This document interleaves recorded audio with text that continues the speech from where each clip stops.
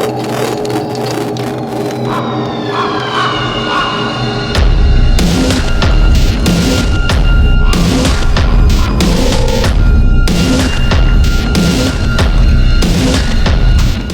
everyone, Adrienne here. So, today I sit down and talk with this new up-and-coming musical project called Synthetic Requiem.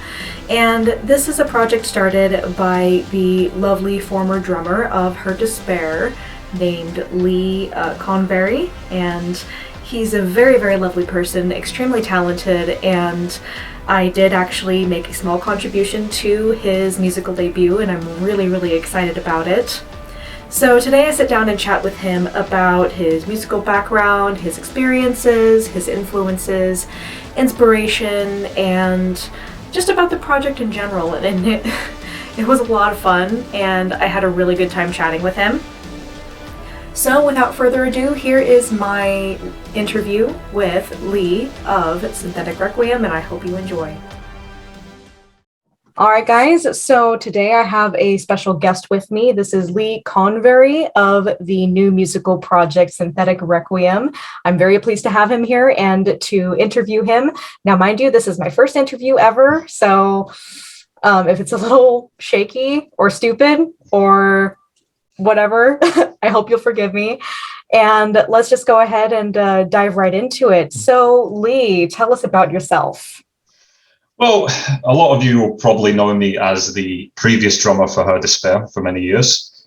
I've now moved back to my home country of Scotland and slowly setting up shop, doing different bits and pieces. With Synthetic Requiem, it started as sort of a gamer tag originally. I used it for sort of playing online during lockdown, and then I was like, it sticks, I like that. And the idea of composing kind of came up through multitudes of parts of my life where I've gone, I'll do it one day. And then lockdown seemed like the better time to actually start doing it. So, yeah. No time like the present, as they say. No, absolutely. All right. So tell us a little bit about your musical background. So how did you get started in music? That sort of thing. So I grew up in a very, very musical household growing up. My mother, she's a singer. My grandmother was a singer. So that side's all very musical. So I think I kind of caught the bug of music earlier on in life by being brought up with the great funk and soul era of the 60s and the 70s and a little bit of the 80s. It's got to be done. And I didn't really appreciate it as much as I do now, because at the time when I was young, it was all kids games and Pokemon cards and all the good fun stuff. So music wasn't really the kind of priority in my life. And it didn't really hit me until I was turning to my teens, when I lived in the Middle East. And before that, I tried playing guitar and little things like that, but it never really stuck to me as much. And then when I was just turning into my teen years, I saw someone playing the drums and I thought, that looks fun, I'll give that a try. And then had a good few lessons for a while growing up, and then eventually started teaching myself.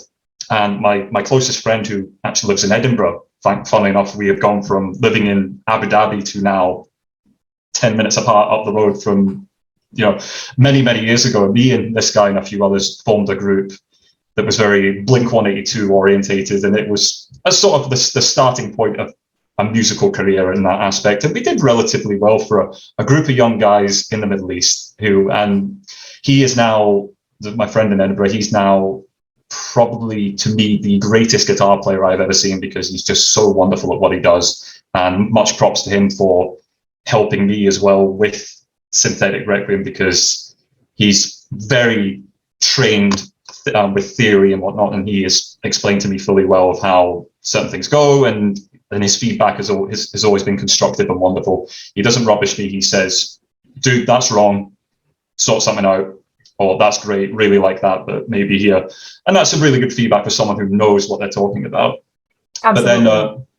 But then I moved back to the UK in 2009, and it sort of stopped for a while. It stopped for quite a considerable period of time. It was, I went through sort of bits and pieces, and then eventually found out that I can actually, do vocals. So I sort of tried to branch into that a wee bit and didn't really go much further.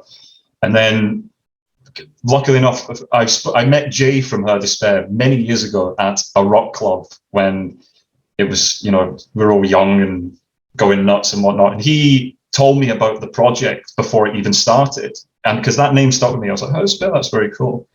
And then someone told me one day, like in end of 2015, early 2016, he says, you should join a band again. And I went, you know what? Oh, yeah, I will. And then went online of a local UK website called Join My Band, which is ads for people who are looking for musicians or musicians putting themselves out. And there was the name Her Despair. And I went, that's familiar. So I messaged Jay immediately on Facebook and I went, are you still looking for a drummer? And he went, I didn't know you played. So we met up, and the rest is what you would call history. And I had a great tenure with them for many years, and we did really, really well. But in that sort of time, my music taste was very, very, but I grew up with, as I said, the funk and soul of the 70s, and there was a lot of different ones in there. So there was a lot of Black Sabbath, there was a lot of the Eagles, so all the classic rock bands from both sides of parents. They showed me really good music and vice versa. And my love of classical has kind of always been there, but never really found until the thought of composing actually came up. So I was very intrigued by, the love of Mozart and Bach and Beethoven. All the classics were just such a thrill to the heart. So you listen to it and you go, oh my God, this is just truly wonderful. And it was just mainly myself. I just listened to it and think, oh, I'd love to be able to do this one day and whatnot. But after Her Despair, obviously, I moved back here, and we were trying to form groups and everything, still trying to sort a few things out. But composing has now become something I would just learn on my own. Like I did with drums, I taught myself future on in life and figured out a lot of things on my own. Same now with composing. So Synthetic Requiem is now basically the principal core of what I do now. And the love of the especially soundtracks. Movie soundtracks was obviously a big thing as well. So great. There was a composer called Junkie XL who was composed for like Mad Max, the more recent Mad Max, and a very unknown film called Brimstone, which in an interview I stated was my favorite movie, mainly because he used a variation of Bach and made this hauntingly beautiful music, which I would recommend to anyone to ever see. And that was sort of the reason why that film stuck with me, because a particular scene where they're running away from a vengeful reverend, and the soundtrack just booms in your ears, and it's wonderful. And now with what I do, I'm edge more towards a more Blade Runner / Deus Ex, also on the sides of horror and more sort of dark ambient sort of thing. And mainly the things that I think of, I think that'll sound cool. Yeah, but my musical background is very varied, but I'm trying to reach into more things and more genres that I've never heard, and I have a lot of people that are showing me new things, and I think, oh, these are amazing things. So I like having an open ear for new things and new, influences that could make this even better, really. Absolutely. I really think that being eclectic with music is really, really important, because you never know what new beast you're going to create with that. And, you can really set yourself apart in that way. That leads me into my next question, which is, what are your musical inspirations? Well, there's a multitude with different things that I've done. So when growing up, I didn't really have an influence growing up. I just listened to bands and whatnot. It wasn't until I started playing drums that I realized that obviously the metal scene was with me at the time very strongly. Before working with my good pal Amber, I worked with a group of guys who were very much big into death metal and all the fast blast beats, mental, and I didn't really have the feel for it at the time. And obviously when I saw drummers playing the double kick pedals, I looked at that going, I could never do that. And then eventually I could, but then again, when you're young and you're picking up something new, you have a lot of self-doubt in yourself, but you eventually learn how to sort of move that forward. So with an influence, I could say a couple for drums would be definitely the late great Joey Jordison, who obviously Slipknot was one of the first bands I ever came across, along with the likes of like Linkin Park and Limp Bizkit, especially in the early 90s when the new metal was the big craze, which is still a great genre, and don't care what anyone says, it's amazing. So Joey Jordison, Chris Adler of Lamb of God was also, because he was just awesome. And my biggest influence with drums actually was Omar Abidi from a band called Fightstar, who the frontman, or one of the frontmen of Busted, an old British pop band, then went into sort of more of a heavier turn.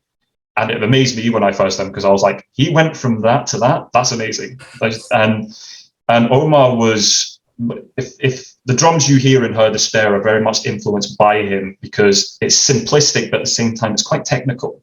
And I love it for that. He used a lot of the beats that you would learn in your first few lessons. I remember learning, the second beat I ever learned was one he uses quite a lot, especially in one of their first singles, which is called Palanuik's Laughter, obviously after the author Chuck Palahniuk. And me and my friend in Edinburgh, Zaid, he and I played that on stage at school. And we always used to play it at like break time in the practice room or whatever, played many Fightstar tracks on stage just for fun. And when it comes to vocal aspects, it was very much, along with Jay from Her Despair, it was Vila Vallo from him, very baritone, very deep, and a voice. Mm-hmm. And the obviously Corey Taylor, Slipknot, when it came to more the heaviest things. But when it comes to classical, or with what I do as Synthetic Requiem, as I said, Junkie XL was a big influence just of how operatic it could be. But I'd say the biggest one, I've got two of them. Two of the biggest influences is Max Richter, who is a German-British composer who's done some great, he's done film and whatnot, but he's also composed his own orchestras, and some of them are truly wonderful. There's one which is very popular, probably people will know it, they won't know the name, might not know the name of it, they'll hear it. It's called The Nature of Daylight. Mm-hmm. And it is so just tragic. It sounds so heartbreaking, and the video is very heartbreaking as well, but it's, I don't know, he just makes it seem so easy, but at the same time he uses a lot of simplicity again, and simplicity could do a lot more than big and bombastic. So he would definitely, but along the side of like that, that would be more on the somber side. For the horror side, it would have to be definitely a bit of John Carpenter, because obviously wonderful composer, he's classic. And then just obviously the classics, so Bach, Beethoven would always be continuing this, and Mahler's recently one I've got into as well quite greatly. And also Michael McCann, who is a composer for the Deus Ex series, the video game series. Ooh. His work is fantastic because it has that really ambient sort of dark mix, and also, as I said, very Blade Runner-esque, which is what I like to work with as well, especially with a few programs that I use to compose. And it's very much set around that sort of thing. And it was after hearing like that Deus Ex soundtrack that was kind of the spark that started the thought of composing. And then it turned into the one with Brimstone. And as soon as I heard that, I thought, right, I've got to do something like this. And I forgot about the biggest one. A guy called John Murphy, who was the composer for like a lot of Danny Boyle films. So he wrote the soundtrack for 28 Days Later, one of the best horror movies. Oh, right. So that famous one at the end of the film with the guitar and everything, he's obviously done that. That's very famous. He's done Sunshine as well, which is an amazing movie. But he's also released singles he composed stuff for films that were never like used. So the biggest one, that this was the actual powder keg that sparked off. It was a song he did called Dead Ballerina. And when I heard that, I was immediately in tears, because all that, it wasn't an orchestra, it was him on a keyboard doing the exact same thing. And it was just so hauntingly beautiful that it just set me in a motion of going, I need to do something like this. And there's a lot more he's done where it's the same thing, and he sort of has the more of the has some of the sort of Blade Runner aspects to it as well, which I feel very futuristic sounding, but at the same time the strings come in and then the vocals come in. It's beautiful, but there's a mix and match of everything. But I kind of like to combine everything together, so I could add drums to a track. So obviously I know how to drum, so I will try and add that. But I'm not trained as much, so I just rely on my ears as much as I can. But obviously that can only get you so far. That's why I turn to people that I know have worked in this sort of aspect a lot more than I have. So there's a lot of influences in what I do, but at the same time, I've always wanted to reach out to folk and sort of get their feedback as well from different aspects of different artists. So, but I think it's safe to say Max Richter and John Murphy are the two who are the biggest pushes towards me doing what I do now. Nice. All right. So what is the project that you are going to be releasing, your debut project? So the debut project is called Nine. And the reason why it's called Nine is because I'm a huge fan of the Divine Comedy by Dante. It's my favorite piece of literature. And the original plan was to release a song, an idea for a song for every single circle of hell. That was the initial big project, but it was too big. It was, for me, sort of being a bit too much for my boots, should we say. And I'm thinking, right, I need to kind of tone it down a bit. So the two songs that I've already released, which is Abandon All Hope and Demoness, that they were originally part of that initial project. So Abandon All Hope was called The Inferno, and it's called The Demoness was going to be for Lust. And it kind of just didn't feel like it was going to continue. I'll probably do it again one day, but in the meantime, I turned them into singles, and now I've started again. So I've named it after Nine just because of the 9 circles, because that's the only thing that really stuck with me. I couldn't think of anything else to actually use, and I think that kind of works. And it's a 5-track EP of just ambient. It's but also to me it flows as a story. It starts off with the most dramatic and the most sort of horror / dark ambient mix, and then it slowly fades into more melancholic / maybe / hopeful. And my thought process of the whole thing was, I'm going to start with, and the way I'm playing it out is a story of tragedy. It'll start off with the initial tragic moment, and then it will work its way through stages of how you would feel about said tragedy. So you can have something that is, so the first track, which is the Inferno, as these sort of teaser that's come out with, thankfully yourself actually doing the VO as well, which is going to be fantastic. Thank you. It starts off with very strings and then very horror bass, and then it will kick into a really dark drum beat, and then it will be just dark. And also there's a clip from Heaven's Gates initiation video, which I've added in there as well, because that's just, tone it down a bit and make it sound weird. You've got something good there. So then it will flow to track 2, which is The Burden, which means, and again, a lot of people unfortunately nowadays, when they feel like they're having problems, they feel like a burden if they're going to tell someone or talk to someone about it. So kind of put it into that sort of track where it's them tearing themselves apart in the meantime. And again, very horror orientated, very sort of, I like the idea of having this like 30s feel to it, so sort of ballroom massacre, should we say. Yeah. And then that flows into track 3. So track 3 is quite weird.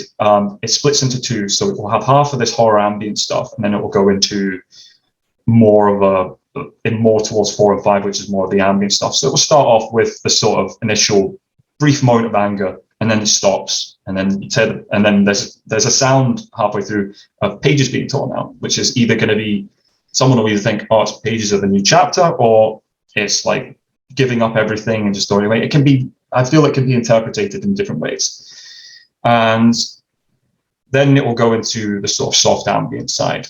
And then track 4, which is called The Sea Will Take Me, I based that off one of my favorite short stories, which is You Were Never Really Here, which is now also one of my favorite movies. And the reason why it's called You Were Never Really Here was because the lead character doesn't want to live. So there's a voice telling him you were never really here. But the reason why it's called The Sea Will Take Me is because that's how he wanted to go. He wanted for the sea to take him and not leave anything behind, which makes sense. So the sound of the seas will kick in, and you can hear a lot of, but it could be someone either being there for that moment of just tranquility or thoughts. Again, it can be interpreted in different ways. And then 5, a moment of clarity. Again, it's either someone going to be seeking redemption, acceptance, or death. It's either or. So I hope it can be interpreted in different ways by different people, but obviously I have my own way of interpreting it. But I like the idea of it just sort of being a storytelling, ambient-driven piece. And, people might think of it differently. They might just go, what the hell is this? But again, that's art is subjective to anyone else. If someone doesn't like it, that's fine. If someone likes it, then great. But again, it's just it's basically what I think in my head, and I'll put it on in some sort of sound and think, yeah, that sounds right. That sounds really good. But then I'll try and put a story behind it, because a lot of art should have a story behind it. But I definitely agree. But yeah, so it's near completion. We're nearly there. There's just a few other things I need to sort out. I've had words with my pal Zaid, and he's given me some advice, so I will be altering that at some point. But as I said, it's just a 5-track EP of an ambient story that will again, it might. And someone said to me when I sort of previewed it, they went, "Oh, I don't like that. I feel uneasy." I've gone, "That's the point. If you don't feel uneasy, I'm not doing my job right." And that's the whole point. I either want to make you feel uneasy or make you feel a bit, sorrowful. But again, not in a bad way, because again, a couple of tracks, even though they're sorrowful, you could also think that's beautiful. That's really, sorrowful can be beautiful at the same time. It can. So yeah, so nearly there. Absolutely. I think the work that you've done on it has been wonderful from the little bits and pieces that I've heard. Just really amazing, eclectic, textured, emotional, and especially kind of like really pushing the boundaries of what can be felt with electronic and ambient music and what can be expressed in that way.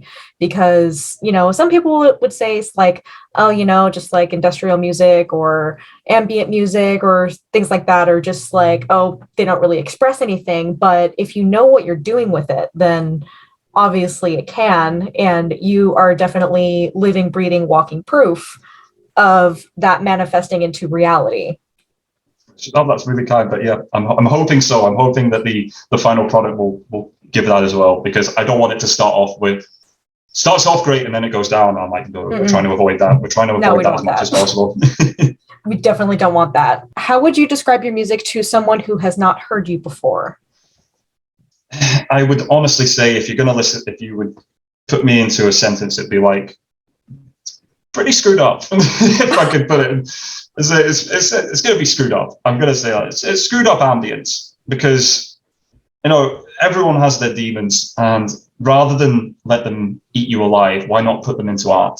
And I'm sure a lot of people will agree on that, you can take what's been horrific, but also wonderful about your own life experiences, and put them into something that means more and actually is a lot more healthy, rather than doing something that isn't healthy. And, and if someone said to me, so what sort of stuff do you do? I would literally just say, it's dark ambience. It's very gothic ambience. Again, the gothic roots are there as well, because obviously working with Her Despair, it taught me a lot as well about ambient. And I appreciate them for that. They showed me a lot more with how to deal with, the dark theatricality, which love to bits. And I'm now taking that forward with me to new projects along with this. And there'll be something one day where it will be the magnum opus masterpiece. And so far, for a starting point of releasing 2 singles, which were just made by someone who just trying to figure it all out, to now doing 5 tracks, which is a bit more with new programs and new ideas. To what I would tell people is just add a progression of ambience, of dark ambience. And I like that idea, because I don't want to go big and bombastic. I like simplicity, and and the same with when I'm learning drums. Simplicity works best, because you can hear it more, you can feel it more. And no offense to any drummers who literally go fast every song they do. And trust me, I can't even do that, so cahoots to them. But for me, I like hearing every single beat. And with this, I like hearing every single instrument and building it all up slowly. So it starts off with something subtle and somber, and it can kick you in the teeth halfway through. And again, I like using samples. I like using, like obviously Heaven's Gate, using obviously yourself, you doing the VOs of the Divine Comedy. And, public domain stuff is fantastic, because you can find some really weird stuff and just alter it to what you need it to and not worry about anything.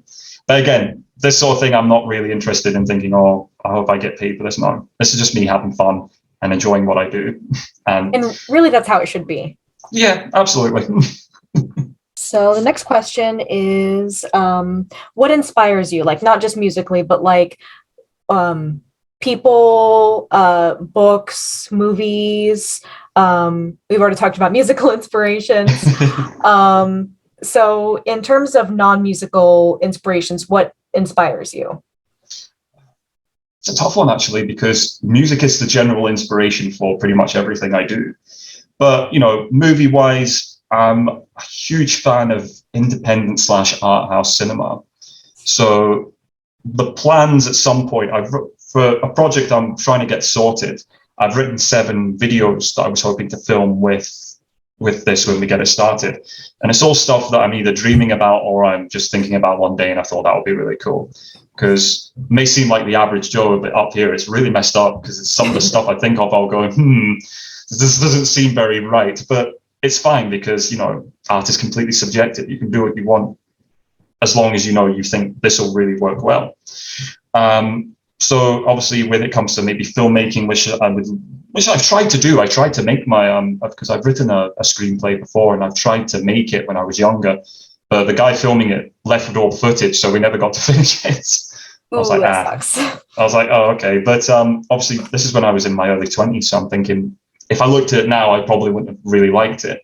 So if I'm going to come from like influences when it comes to sort of visual media, it would have to be the greats of like Stanley Kubrick, because obviously his simple shots of just long shots and dolly shots, they're all really screwed up and they're mental. Jonathan Demme, who did like Silence of the Lambs, his camera work when they're like talking to each other and it's the camera's facing their face, little things like that. And obviously one shot takes like I've forgotten his name, Alexandro something. He did like Birdman and The Revenant, lots of one takes, and I love stuff like that. That stuff really makes me go, oh, this is amazing, And obviously when it comes to like literature, the classics, obviously of Divine Comedy, works of Edgar Allan Poe, H.P. Lovecraft. Look, it's got to be done, and obviously some great detective novels. And again, I do writing as well, so I'm trying to write, bits and pieces. And I'm not a lyricist. I can't write. That's the only thing I'm really bad at, is I can't write lyrics to save my life. I am terrible. I can write one good line and that's it. I think the only input of lyrics I put with Her Despair was the song. Oh God, what was it called? I've forgotten the names of all the songs now. Damnation Tonight. It was called something else, and then I said, and it was me. I think it was me and Jordan. There was the line Damnation Tonight. I said, we'll call it that, and then that was my contribution partly to it. I think it was anyway. I think that's how I remember it, but I could be entirely wrong. Jay, don't hate me. But don't come for me, man. Yeah, sorry, dude. But yeah, and I'm a big video gamer as well, so I love a lot of the like horror games and everything, and I like the feeling of being frightened and stuff like that. So going, oh God, this is horrific. But there's a lot of influences in my life, and I think obviously the biggest one when it comes to sort of everything is my mother. She was the reason why I'm now able, and because of her, I feel I'm able to be musically creative, and I appreciate that. And then obviously meeting wonderful people. So Zaid, my pal, he's probably the greatest guitar player I know, and seeing him play and the stuff he's doing is amazing. Like, it's shocking. We went from young boys who were playing rock and Blink-182, and it was good fun, and now he's creating really amazing ambient stuff that hits you right in the feels, and I love it. And much salutes to him for doing that. But my own influences, it always just comes down to music and my musical influences. You tell me who my favorite director is, I'll say it's this person. And obviously Kubrick was one of the best. If you say my favorite author, again, there's a multitude. But again, same with music, everything just falls into that point. But yeah, I have my influences for sort of the things that I could do. So, the darker stuff is always going to be the darker, the better the influence. Of course. And what was the inspiration for your debut project? Again, the initial part I said was to do the 9 circles of hell in each track. And it just eventually didn't work out. It's on the back burner. I'll probably try to do it again at some point in life. But the influence mainly came from, again, my own demons, which is one of the reasons why I obviously moved back here. It was to get away from them and do better. And it was the best decision I made, was coming back here to better things, and now better things are happening. And I guess it's kind of, I put it in my own story of going from the horror and the grievance and just the really bad things that happen, and then flowing into acceptance and then moving on. And I kind of wanted to put that in a sort of, in an ambient form. And I feel I've kind of succeeded with that, because I put it down as to what I feel. People can take their own interpretations of it and then put what they want on it, and they can go, well, I felt that when I listened to this song, this is what it reminded me of. It's written about one thing, but again, someone can look at it and go, it reminds me of something else that's happened to me. And I like that. I like the idea of being able to sort of, someone to face a challenge or whatever, But to me, the project really came from myself, my own demons, and trying to beat them in the best way possible. And the best way possible for me is always going to be in music, whether it be ambient composing or playing a drum kit till my hands bleed. Either way, that's where it goes, and it's the best way for it to go. So yeah, I'd say the biggest influence to create this wee project was myself. Not in an egotistical way. It was just more. It's better to put what's bad about yourself into a positive medium, i.e. music. And people obviously do maybe art, a lot of people maybe do something else. And if you can do that and do something positive with such negativity, then, why don't you? Trust me, I get it. Like, there have been, before I met my husband, I was in some rather like toxic relationships that I did end up getting cheated on, and that sucked. And I was able to manifest that frustration, that anger, that sadness into like certain opera arias that I've performed in the past. So I do look back on those experiences as a good thing because they've made me a better performer. And I think a lot of people need to find a way to take negative aspects in their lives. Wow, I can totally speak English. But anyway, take negative occurrences or aspects that occur in their life and just put a positive spin on it, or learn to manifest it in a different and creative way instead of like a self-destructive and self-loathing sort of way. Agreed. Obviously, the first track is, as I said, is more that horror base. I think that's what it kind of rolls down to, is that initial shock, and then you go through a path to self-destruction in more ways than one. It could be through any sort of vice, and eventually you'll get to a point where you come to that acceptance, whether it's good or bad. But the way I dealt with my own was to create, and it's the best for me personally. It was my way forward. It was my salvation, should we say? Because again, it was a coming out of a bad relationship. It was trying to get through the thoughts of why was I not worth what I thought I was? And then it teaches you more about yourself, and then you can appreciate yourself a lot more. And years ago, I look at myself and go, "You can't compose, no way. You don't know jack about it." So and then obviously lockdown happened. I thought, what better time to learn? And when I looked at it at first, I was like, oh God, what the hell's all this? And then again, practice makes perfect. And then you put what you love, what you feel in both your heart and your head, and put it into some sort of medium, then you've done well regardless. And I give credit to anybody who can take what they love and take what's bad and put it into what they love, and then make everything better. So yeah. Absolutely. And what future plans do you have for Synthetic Requiem?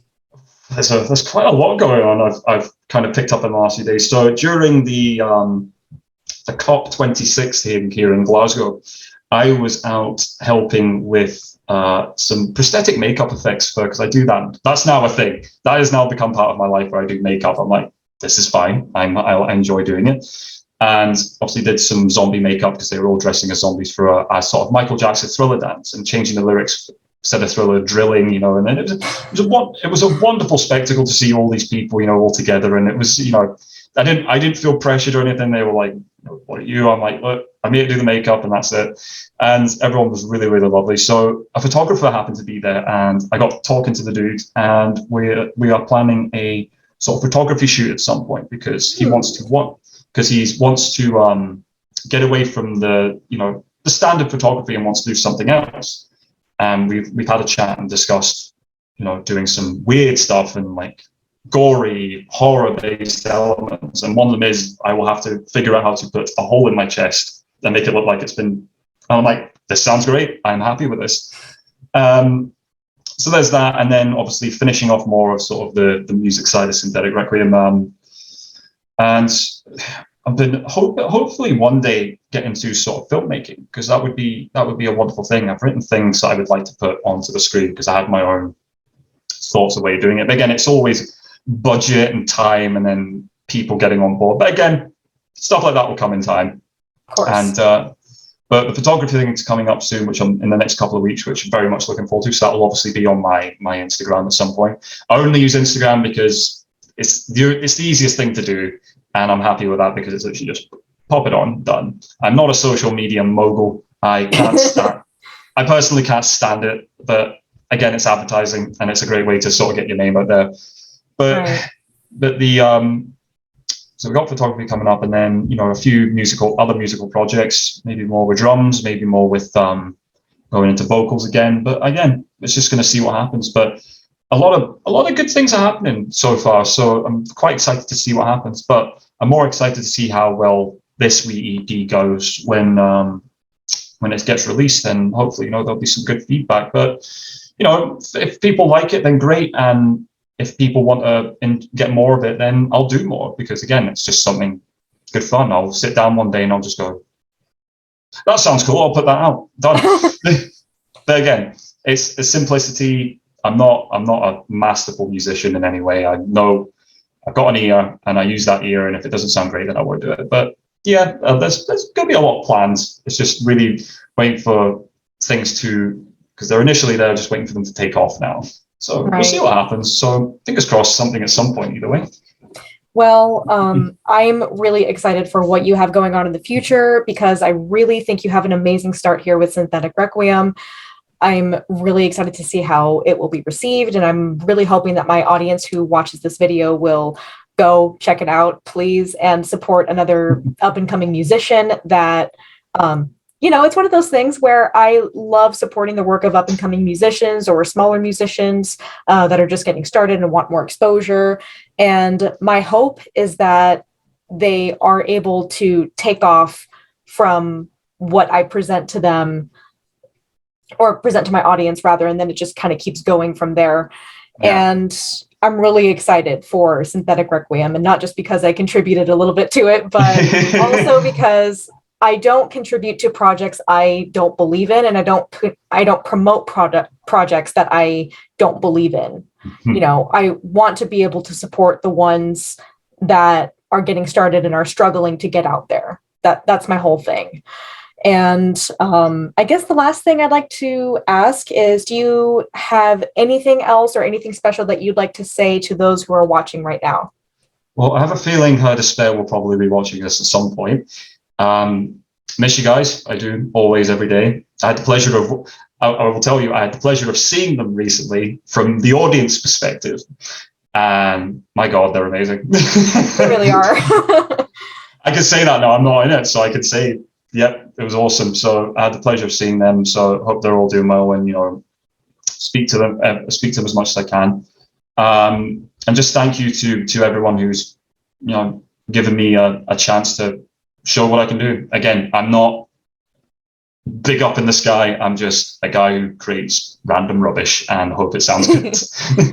But just thank you to everyone, and thank you for Adrian for obviously adding these wee vocal effects, because when I put them together and sort of added it to the mix, it came out so well. And obviously one, which is the first one you did, which was for the first track, is I've altered it in some way, but just mainly for the ambience. But the last one, which is the more softer, delightful ending, it's not been altered in any way, because it flows so perfectly into a perfect end. And when it's released, I really hope you like it, and I really hope anyone who's listening likes it as well. Well, thank you very much for letting me contribute to your project, because that really means a lot to me.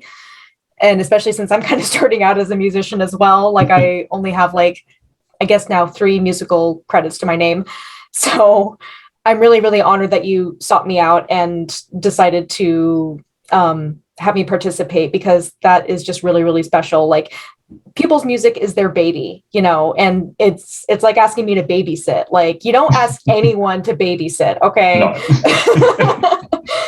I wouldn't let just anyone watch my cat,